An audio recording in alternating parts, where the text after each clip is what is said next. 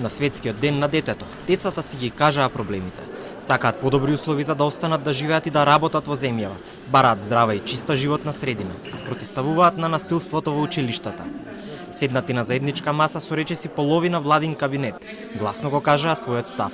Стефан Митич, младински активист, вели дека секој ден вози велосипед до секаде и праша што прават властите за заштита на околината.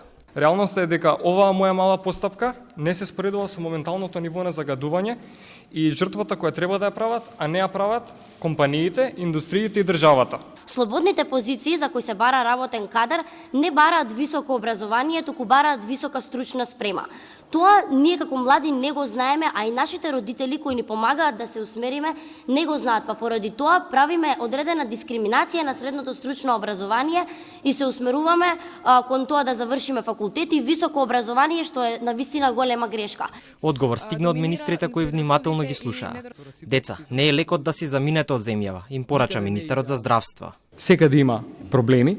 Добро е да ги исправаме кривите дрини овде кај нас, кај што живееле нашите предци, кај што сакаме да живеат нашите деца. Не е лекот и чарото да се замине од земјата. Многу потешко е да се мисли од таму некаде на тука, отколку обратно. Но загрижувачки бројки стигнуваат од канцеларијата на Народниот правобранител. Година во урнати се рекорди во кршење на детските права и поплаки по истото. Ние веќе имаме примено рекорден број на поплаки за детските права.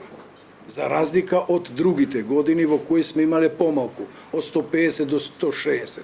Ова година имаме уште денеска 200 или над 200. Најголемиот дел на поплаките се во сферата на образованието.